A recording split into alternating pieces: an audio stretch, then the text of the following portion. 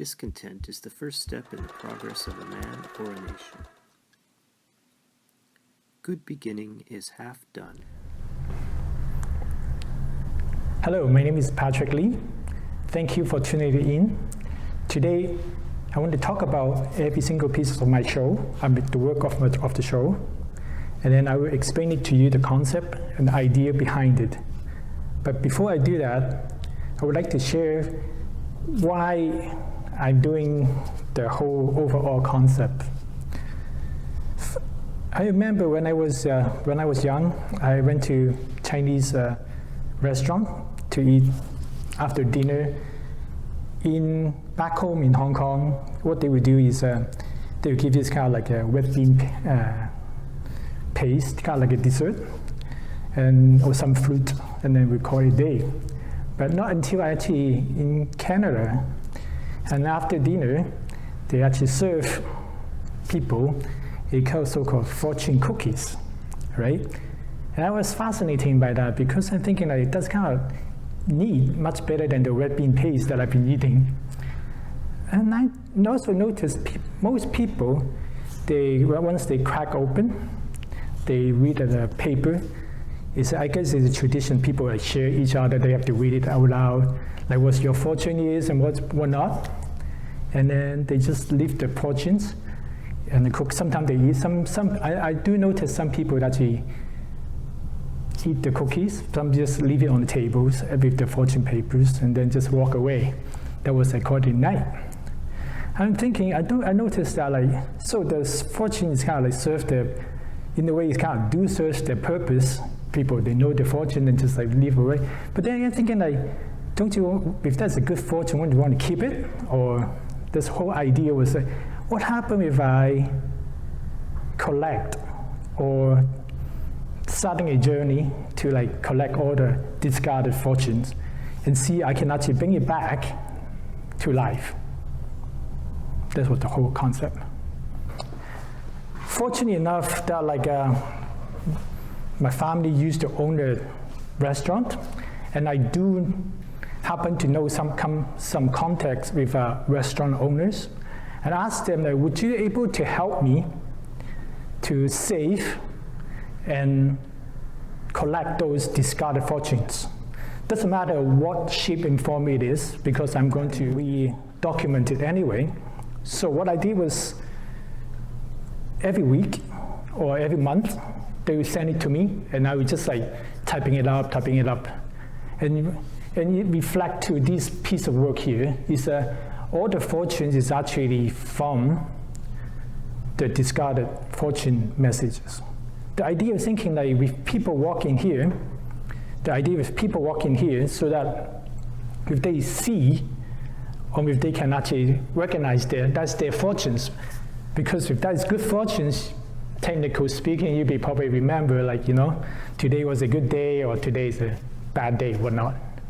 Okay, so altogether, this piece have 6,480 pieces of fortunes, and then this collected and retype it and make sure it's all going to present it. I do encourage everybody. Yes, you can. It's better to see it in person because the screen just won't do it enough justice. And then, as you can see from the camera view right now, you probably can see is all the push pin. The idea was when people come in here, when they come in here, it's kind of they can kind of see blurry. And then as soon as you walk closer, and then you can actually see the letter and the words. It's more or less give you. I want to pay with kind of the notion pin. It's more or less people. The first impression is not really what you see; it's actually what you get. So kind of you have to really pay attention to that kind of idea. So, and then as you can see here, if there's about 12,000 to 13,000 a push pin. Is actually in here so that you can actually see the shiny effect, and then you walk in here. Okay, And then next panel, as you probably everybody know, that fortune slip is one side is the fortune, the other side is the lucky numbers, so-called, or lotto numbers. So I want to make it better is I have been doing research and finding all the past winning lottery winners, like every single numbers in here is actually priced from, I don't know, like $1 million to $10 million or 100, I don't even know. But those are the winning prize lotto numbers.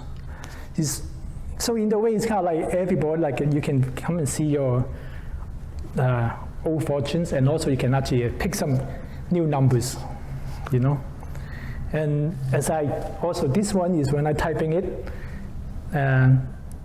47 is the very common numbers. So that's little secret. As for the carpet, this one is very unique to me and very dear heart. Because the reason is a particular restaurant, they're saving this one for me in good condition only. So what I mean by, like, those are the people actually seriously. They just crack it open and they just leave this on the table. That we're saving this one. So you can see it's very crisp. And I would say, like, if you come and take a look, you can notice all the work is about more or less to do with the textures, right? I like this. What I really enjoy is paying people the illusion of texture and feel. And it's like right, as soon as you see this one, it's kind of blurry, because what happens is every single piece actually you have, when you go inside, then you will see all the fortunes inside. But I don't want that. I want you to just enjoy the purity of the fortunes. So what happens is, what we will see is that when the wind moves, you can see it's kind of like moving along. And then you will hear a dear friend of mine, just to record it, painstakingly record every single fortune here. And I believe this is about like 6,011. But anyway, I will say that again. I cannot read that. So, okay. And then you will see this. So the movement is very quiet and very peaceful. So I'm kind of like wanting people just to enjoy kind of like the movement of the fortune slip moving along. And then they hear the fortune itself, just to give you kind of some sound like a visual and audio thinking, right? Now, those are my two new pieces. It's kind of like coming back to the full circles. It's like, when I had this in mind, I'm thinking like, these are 3,600 fortunes, 3,654 fortunes, dipped in, coated with a plaster. In a way, kind of like, it's kind of like the plaster become a protective shelf, so that like when people crack it open, they cannot crack it open. This whole idea. So that like, and then also what I did was writing all the fortunes, taking the words, because I do notice there's some good words, some bad words. I extrapolate the words and then put that in here, so that in a way it's kind of represent the fortunes. I do notice that most fortune is very inspirational, like especially this time, but some is not really, some is kind of like really like so true, but you know, it's like, anyway.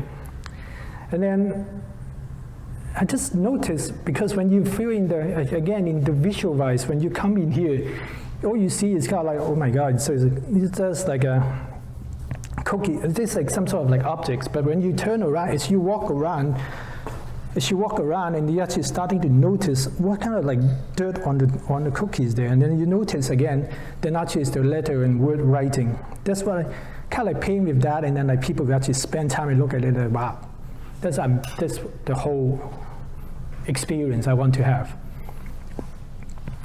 And then the last pieces that I do in here is obviously did some history research, and I want to make a piece that like bring it back to the where is its origin, where it came from.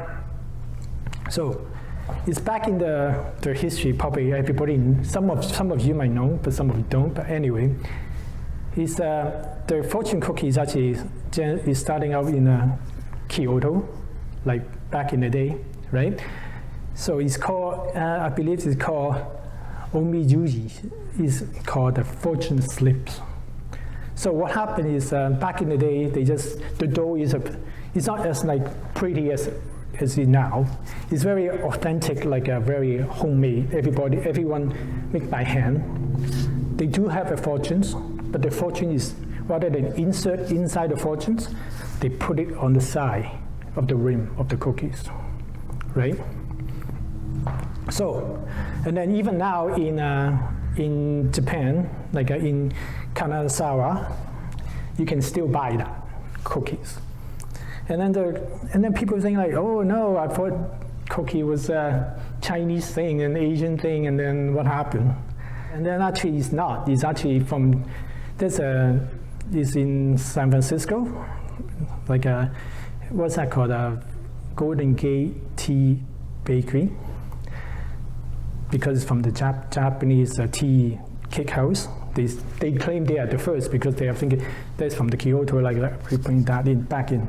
So they do have a big bottles of it, and then eventually the court ruled that the San Francisco one is the much more the original one.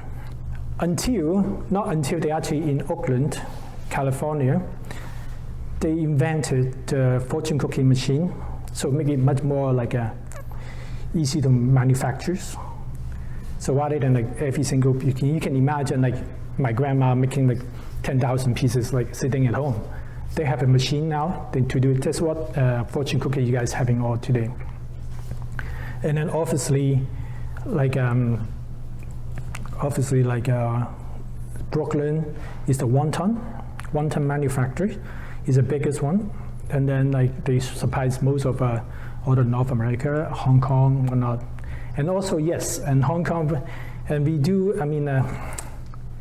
Hong Kong was trying to, in Hong Kong, we want to try to import back to Hong Kong, right? Because like people see like, wow, people like it, like, you know, especially all the Americans like it. So they import it back. But then again, the feedback was, that's too American. So like, they stop that kind of thinking.